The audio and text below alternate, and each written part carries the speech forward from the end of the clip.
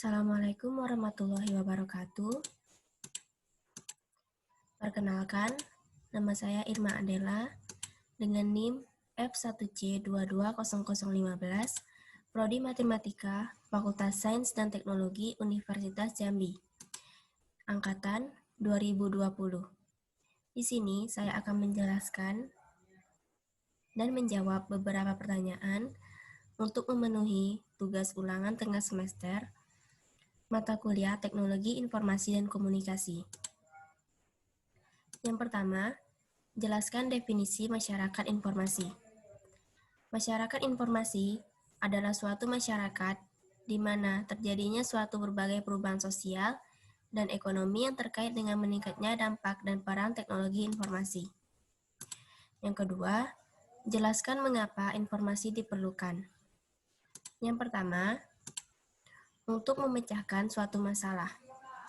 Kerap kali kita menemui berbagai permasalahan terkait pemanfaatan teknologi informasi yang diperlukan secara serampangan, baik dalam penyajian informasi, isi pesan, dan berbagai kepentingan yang tidak bertanggung jawab lainnya. Hal tersebut disebabkan perkembangan teknologi informasi yang begitu pesat, sehingga kita tidak mempunyai cukup waktu untuk bereaksi terhadap perkembangan tersebut, termasuk dalam mempersiapkan sumber daya manusia dan masyarakat yang bertanggung jawab dan beretika, teknologi informasi dan komunikasi. Sehingga, untuk memanfaatkan produk informasi, kedepannya diperlukan adanya kemampuan khusus bagi setiap orang dalam memilih, mengolah, dan menyerap informasi yang bermanfaat untuk kepentingan masyarakat.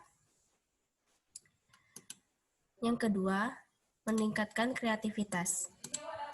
Perkembangan teknologi informasi dan komunikasi berdampak pada segala bidang kehidupan manusia, termasuk pendidikan. Pemanfaatan teknologi informasi dan komunikasi dalam pendidikan mampu memperbaiki kualitas pembelajaran. Pembelajaran bukan lagi hanya menyampaikan informasi atau pengetahuan, melainkan mengkondisikan peserta belajar untuk belajar. Peserta belajar dituntut untuk aktif selama proses pembelajaran, sehingga terjadi pembelajaran yang aktif. Hal tersebut mendorong terciptanya kreativitas dan kemandirian dalam belajar. Kreativitas dalam memunculkan dan menciptakan informasi atau pengetahuan baru serta mandiri dalam mencapai dan mencari beragam sumber belajar untuk mendukung proses pembelajaran. Kreativitas dan kemandirian belajar yang terbentuk dengan diintegrasikannya teknologi informasi dan komunikasi dalam pembelajaran menjadikan peserta belajar sebagai individu yang mampu bersaing di pasar dunia. Ketiga, meningkatkan efisiensi dalam melakukan pekerjaan. Berbagai aplikasi yang dikembangkan dari teknologi dapat digunakan oleh perusahaan untuk mencapai keperluan. Misalnya, aplikasi sistem akuntansi yang bisa membantu perusahaan dalam menghitung keuangan secara lebih akurat. Karyawan bagian keuangan tinggal memasukkan data-data keuangan. Kemudian, aplikasi tersebut mengolah data keuangan tersebut hingga menghasilkan laporan yang diinginkan perusahaan. Begitu pula aplikasi-aplikasi lainnya yang diperlukan perusahaan. Jadi, dapat dikatakan, karena dibutuhkannya pemecahan masalah, kreativitas dan efisiensi manusia dalam melakukan pekerjaan menjadi penyebab atau acuan diciptakannya teknologi informasi. Dengan adanya teknologi informasi, membuat pekerjaan manusia menjadi lebih mudah dan efisien. Yang ketiga, apa yang dimaksud dengan teknologi? Teknologi merupakan ilmu yang berkaitan dengan seni atau sains dengan pengaplikasian pengetahuan ilmiah ke praktis. Teknologi adalah sarana atau alat yang dibuat oleh manusia yang dikembangkan menjadi sistem untuk menyelesaikan persoalan-persoalan yang dihadapi manusia dalam kehidupan sehari-hari. Yang keempat, apa yang Anda ketahui tentang teknologi informasi? Menurut Hak Ankin, pada tahun 1996, teknologi informasi adalah seperangkat alat yang membantu manusia bekerja dengan informasi dan melakukan tugas-tugas yang berhubungan dengan pemrosesan informasi. Menurut Martin, pada tahun 1999, Teknologi informasi tidak hanya terbatas pada teknologi komputer atau perangkat keras dan perangkat lunak yang digunakan untuk memproses dan menyimpan informasi, melainkan juga mencakup teknologi komunikasi untuk mengirimkan informasi. Menurut William Sawyer, pada tahun 2003, teknologi yang menggabungkan komputasi atau komputer dengan jalur komunikasi berkecepatan tinggi yang membawa data, suara, dan video. Pengertian teknologi informasi adalah suatu studi, rancangan, implementasi, pengembangan, dukungan, atau manajemen sistem informasi berbasis komputer, terkhususnya pada aplikasi perangkat keras dan perangkat lunak komputer. Teknologi informasi memanfaatkan komputer elektronik dan perangkat lunak komputer untuk mengubah, menyimpan, memproses, melindungi, mentransmisikan, dan memperoleh informasi secara aman. Nomor 5, jelaskan komponen sistem teknologi informasi. Yang pertama ada perangkat keras atau hardware. Hardware adalah sebuah alat yang bisa dilihat, disentuh, dipegang, dan memiliki fungsi tertentu. Perangkat keras komputer digunakan oleh seorang operator atau brainware. Yang kedua ada perangkat lunak atau software. Software adalah media yang menjembatani antara hardware dan brainware.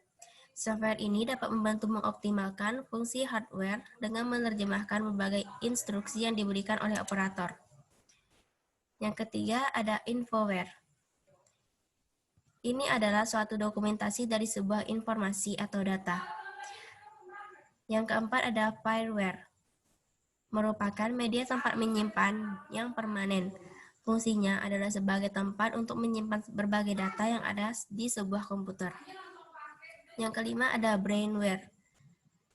Merupakan pengguna, pemelihara, pembuat sistem teknologi yang merupakan komponen paling penting dari teknologi informasi. Tanpa adanya brainware, maka komputer kita tidak akan bisa beroperasi karena sebenarnya fungsi komputer itu adalah alat penunjang kebutuhan seorang user. Nomor 6. Apa yang Anda ketahui tentang perangkat keras komputer? Beserta contoh perangkat keras yang menyertainya seperti piranti masukan dan piranti keluaran. Perangkat keras, hardware, adalah sebuah alat yang bisa dilihat, disentuh, dipegang, dan memiliki fungsi tertentu. Perangkat keras komputer digunakan oleh seorang operator atau brainware. Piranti masukan atau input device adalah suatu unit yang berfungsi sebagai suatu media untuk memasukkan data dari luar komputer ke dalam prosesor atau memori untuk diolah menjadi suatu informasi yang diperlukan. Contohnya, yang pertama adalah keyboard. Keyboard berfungsi memasukkan data berupa huruf, angka, karakter atau simbol, serta sebagai media bagi user untuk melakukan perintah-perintah lainnya yang diperlukan seperti menyimpan file. Keyboard berasal dari model mesin ketik yang diciptakan dan dipatenkan oleh Christopher Latnam pada tahun 1868. Yang kedua ada mouse. Fungsinya adalah untuk perpindahan pointer atau kursor secara cepat. Selain itu dapat sebagai perintah praktis dan cepat dibanding keyboard. Mouse terdiri dari 3 tombol, yaitu tombol sebelah kiri atau klik, tombol tengah atau tombol gulung atau scroll, dan tombol kanan atau right click. Piranti keluaran atau output adalah perangkat komputer yang berguna untuk menghasilkan keluaran. Apakah itu ke kertas atau hard copy, ke layar monitor atau soft copy, atau keluaran berupa suara. Contohnya adalah driver, yaitu alat yang digunakan untuk merekam simbol dalam bentuk yang hanya dapat dibaca oleh mesin pada media seperti magnetic disk atau magnetic tape. Alat ini berfungsi ganda sebagai alat output.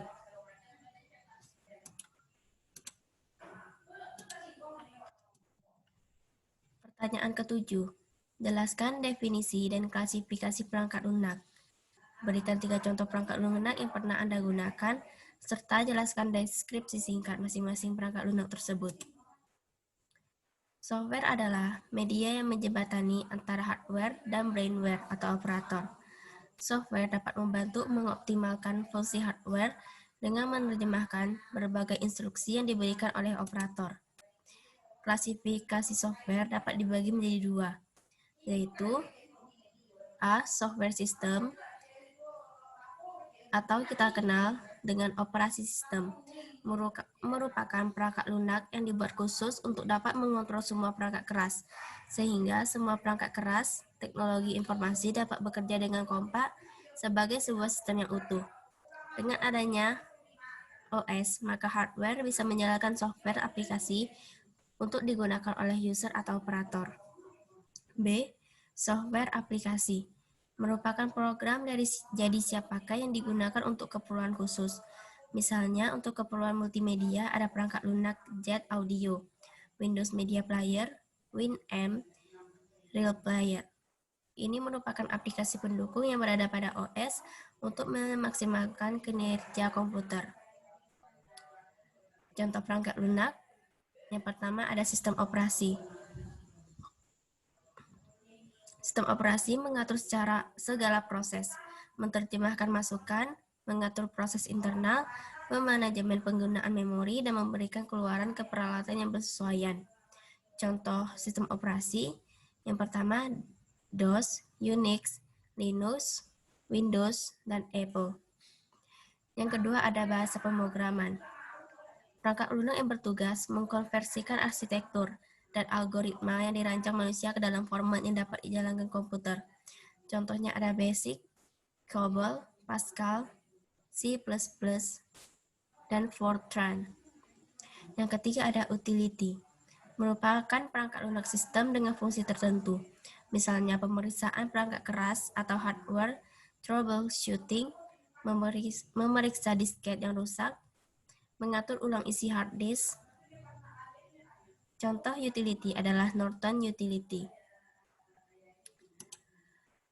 Yang kedelapan, jelaskan tentang definisi, fungsi dasar, dan tujuan sistem operasi. Pengertian sistem operasi. Sistem operasi adalah perangkat lunak sistem yang dijalankan langsung oleh komputer, yang bertugas untuk mengatur perangkat lunak dan perangkat keras yang terhubung dengan komputer. Fungsi dasar dari sistem operasi yaitu mengatur jalannya program komputer, koordinasi input, output, pemrosesan memori, serta instalasi software. Tujuan operasi sistem yaitu untuk mengatur dan mengontrol perangkat keras dan perangkat lunak sehingga perangkat dapat diatur dan dikendalikan. Yang kesembilan, berikan dan jelaskan minimal 2 contoh penerapan IT pada bidang tertentu yang Anda temui sehari-hari. Yang pertama, penerapan dalam bidang pendidikan, yaitu e-learning.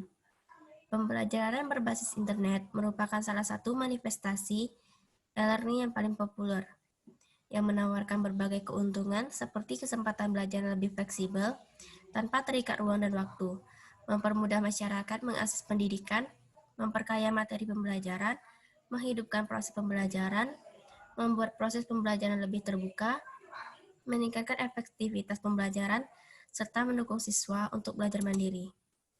Dalam bidang transportasi, ada pengaturan lalu lintas.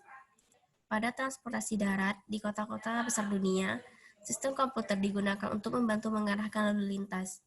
Sistem komputer dapat menentukan apakah lampu harus berwarna merah, kuning, atau hijau, tergantung pada keadaan lalu lintas. Demikian juga pengaturan lalu lintas kereta untuk menentukan jalur yang harus dilalui kereta sehingga mengurangi risiko kecelakaan. Baiklah, sekian penjelasan dari saya. Saya akhiri. Wassalamualaikum warahmatullahi wabarakatuh.